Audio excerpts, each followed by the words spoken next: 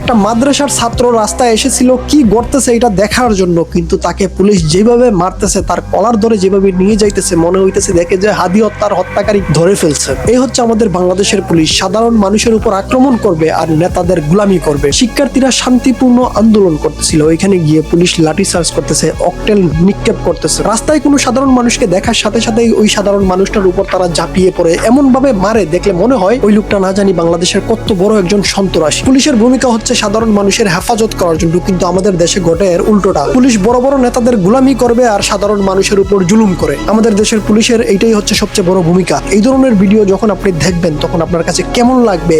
Police মানুষকে যেভাবে মারতেছে, যাকে পাচ্ছে। ওই লোকরা ওইখানে কেন গেছে? সবাই তো আর আন্দোলনকারী না। ওই লোকগুলো ওইখানে কেন গেছে ওই প্রশ্নটা না করেই তাদের উপর আক্রমণ করা হচ্ছে। এখানে অনেক ভিডিও আমি দেখছি যারা ভিডিও বানানোর জন্য রাস্তায় নেমেছে, যাকে যেখানে পায় সেইখানে এই 4-5 জন পুলিশ একত্র হয়ে গরুর মতো পিটায়। সোশ্যাল মিডিয়ার যুগে আমরা বিভিন্ন দেশের পুলিশকে দেখতে পাই, অন্য দেশের পুলিশকে দেখলে আমার আফসোস হয় যে আমাদের দেশের পুলিশের মধ্যে আর তাদের মধ্যে কতটা পার্থক্য। আমার কাছে সবচেয়ে বেস্ট মনে হয়েছে এই আপুটাকে। সে লড়াই করে গেছে, অন্যদের মতো পালিয়ে যায় নাই। যে পুলিশরা জুলুম করতে পারে তাদের উপর অবশ্যই আপনাদেরকে আক্রমণাত্মক ব্যবহার করতে হবে। মানুষ যখন অতিষ্ঠ হয়ে যায় কোনো কিছু থেকে, তখন সে বাধ্য হয় এইরকম আক্রমণ করতে। আওয়ামী লীগ সরকার যখন ক্ষমতায় ছিল, পুলিশের যেই রূপটা আমরা দেখছিলাম, এখন আমরা সেইটা দেখতে পাচ্ছি। এখানে দেখতে পারবেন একটা ভিডিও, মসজিদের নামাজ পড়তেছিল কিছু মুসল্লি, এরা দৌড়ে দৌড়ে মসজিদের দোতলায় উঠতেছে, প্রত্যেকটার পায়ের মধ্যে জুতা, মসজিদের পবিত্রতা নষ্ট করতেছে, মসজিদের ভেতরে ঢুকতেছে। এখানে থাকা মুসল্লিরা নামাজ পড়তে ঢুকছে, তাদেরকে মসজিদ থেকে লাঠি দিয়ে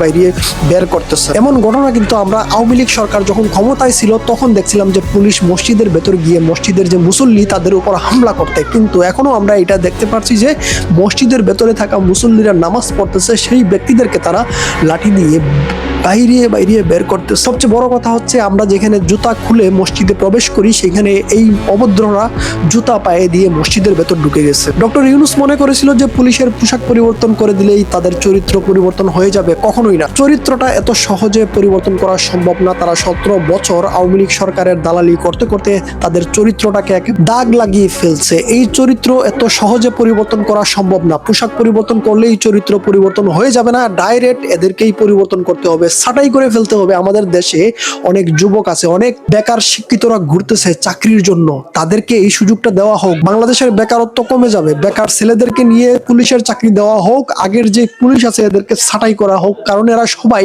আওয়ামী লীগ সরকারের কাছ থেকে প্রশিক্ষণ নিয়ে বসে আছে আগে থেকে। এই জন্য এদের চরিত্র এত সহজে পাল্টানো সম্ভব না। বিশ্বের এমন কোনো দেশ নাই যে দেশের সাধারণ মানুষকে এইভাবে আক্রমণ করতে পারে। পুলিশ যেইভাবে সাধারণ মানুষের উপর আক্রমণ করছে দেখলে মনে হয় যে তারা বিশ্বের সবচেয়ে বড় সন্ত্রাসী।